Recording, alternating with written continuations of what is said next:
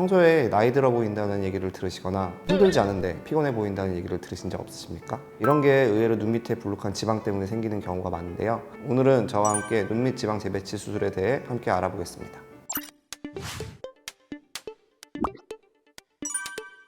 눈밑 지방 재배치는 저처럼 이렇게 눈 밑에 좀 볼록하게 나와 있는 지방을 갖다가 이 앞쪽에 꺼져 있는 눈물 고랑 쪽으로 재배치를 해서 눈밑을 좀 이렇게 펴주는 효과가 있는 수술입니다. 눈 안쪽에 결막을 절개해서 좀 과하게 튀어나오는 지방은 제거하고 꺼져 있는 눈물 고랑 쪽으로 지방을 펼쳐줌으로써 더 이상 지방이 좀 튀어나오지 않게 경막이랑 부분을 이렇게 팽팽하게 당겨줘서 눈밑이 좀 팽팽해지는 수술이라고 생각하시면 되겠습니다.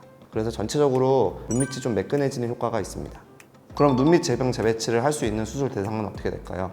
일단 눈밑 지방 재배치의 경우에는 피부가 너무 많이 남아서 또는 피부가 이미 얇고 늘어져 가지고 피부 탄력이 없으신 분들은 시행하기 어렵습니다.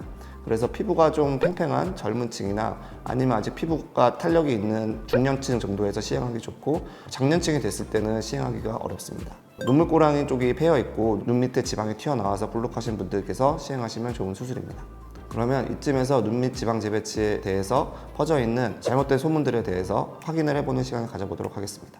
첫 번째 소문으로는 눈밑 지방 재배치 후에 눈밑이 더 꺼진다는 소문입니다. 일단 눈밑 지방 재배치라는 수술은 눈밑에 과도한 지방을 일부 제거하고 눈밑이 튀어나와 있던 부분을 팽팽하게 만들어주는 수술이기 때문에 처음보다는 약간 들어가는 것이 정상입니다. 하지만 예전에는 이 수술이 대부분 지방을 제거만 하고 경막을 다시 고정한다든지 지방을 재배치하는 게 없어서 많이 꺼지는 경향이 있었는데 요즘은 지방 제거는 최소화하면서 남는 지방들을 최대한 펼쳐서 눈물고랑을 메꿔주고 경막을 다시 팽팽하게 잡아주기 때문에 원래 어렸을 때 자기 모양으로 돌아간다고 생각하시면 되겠습니다. 따라서 한두 달 정도 이 팽팽하게 당겨놓은 것들이 약간 처음에 흉터들이 회복하면서 조여지는 느낌이 있어 살짝 꺼져 보이는 느낌이 생길 수 있지만 두 달 정도가 지나면서 대부분 원래 자기 자연스러운 곡선으로 바뀌기 때문에 크게 걱정하지 않으셔도 됩니다. 두 번째로 눈밑 지방 재배치 수술 후에 애교살이 실종된다는 소문입니다. 사실 눈밑 지방 재배치 수술은 제대로 접근해서 수술을 시행하게 되면 애교살 부분은 건드리지 않게 됩니다. 애교살이란 부분은 눈 아래쪽에 눈에 가까운 부분에 근육이 조이면서 생겨서 볼록하게 나오는 현상을 말합니다. 그래서 실제 이것은 살로 되어 있지 않고 근육하고 연관이 있기 때문에 눈밑 지방 재배치 수술을 하면서 건드려지는 부분이 아닙니다. 지방 재배치 수술을 하게 되면 애교살 밑에 나와 있던 불룩한 부분이 들어가서 오히려 애교살이 조금 더 도드라져 보일 수 있습니다. 세 번째로 눈밑 지방 재배치 후 다크서클이 더 심해진다라는 얘기입니다. 사실 이거는 다크서클의 원인에 따라 달라집니다. 다크서클은 눈 밑에 눈물 고랑하고 지방이 튀어나온 부분에 경계가 지면서 그림자가 생겨서 검게 보이는 다크서클이 있고 피부 착색에 의해서 애교살부터 검게 착색이 되어서 나타나는 다크서클이 있습니다.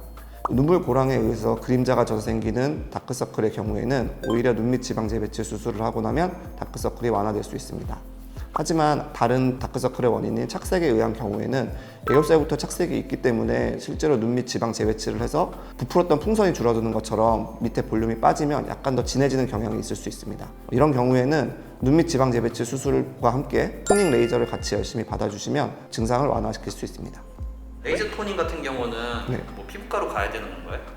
레이저 토닝 같은 경우에는 피부과 전문의가 보고 좀 더 세세하게 여러 가지 레이저를 적용할 수 있기 때문에 저희 같은 경우에는 피부과 전문의로 연계해드리고 있습니다. 또 많이 하시는 질문 중에 하나가 눈밑 지방 재배치 수술 후 유착으로 인해서 필러 시술이 불가하다라고 말씀하시는 경우가 있습니다. 사실 눈밑 지방 재배치 이후에 필러를 맞는 경우는 두 가지인데요. 하나는 좀 더 애교살을 강조하고 싶어서 애교살 부위에 맞으시는 분들이 있고 또 하나는 눈물고랑 쪽에 볼륨이 부족해서 추가로 맞으시는 분들이 있습니다. 일단 아까 말씀드렸다시피 눈밑 지방 재배치 수술은 애교살 쪽은 건드려지지 않기 때문에 애교살 필러를 추가로 더 맞는 것에 대해서는 특별히 유착이라든지 이런 거에 대해서 걱정하실 필요가 없습니다. 다만 눈물 고랑 쪽으로는 저희가 지방을 재배치하기 때문에 약간 부족한 부분에 대해서 추후 필러를 원하신다면 아까 말씀드린 흉터가 어느 정도 자리 잡고 난 두 달 이후에 시행하신다면 특별히 유착으로 인해서 필러 시술이 불가능한 경우는 없을 것이라고 생각됩니다. 마지막 질문으로는 눈밑 지방 재배치 후 눈물 고랑이 재발할 수 있다는 것입니다. 눈물 고랑이 다시 도드라 보이는 재발 같은 경우에는 눈밑 지방 재배치 수술이 잘 되었다면 잘 발생하지는 않습니다. 이 경우에는 사실 자기가 갖고 있던 지방이 얼마나 잘 펼쳐지는지가 중요한데요. 지방이 부족하다면 충분히 눈물고랑을 다 메꿀 수 없어서 붓기가 빠졌을 때 재발하는 듯한 느낌이 드실 수 있으나 그게 악화되지는 않습니다. 그래서 이런 경우에는 필러나 추가적인 지방 이식을 통해서 눈물고랑을 완전히 메꾸는 방법이 하나가 있을 수 있을 것 같습니다.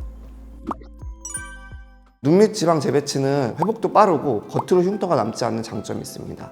그리고 수술을 하고 나면 큰 이미지의 변화가 있다기보다는 다른 사람들이 봤을 때 은근히 좋아졌다, 뭔가 변했는데 좀 뭔가 밝아진 느낌이다 라고 하는 분위기의 변화를 줄 수 있는 수술이라고 생각을 합니다. 그래서 이 수술 같은 경우에는 제 동생도 그렇고 다른 친구들도 그렇고 꽤 많이 권하는 수술이고, 수술을 시행했고 만족도가 높은 수술이라고 생각을 하기 때문에 눈물 고랑에 있는 다크서클이라든지 아니면 눈 밑에 블록감이 걱정이 되시는 분들이라면 한번 고민해 보셔도 괜찮은 수술이라고 생각됩니다.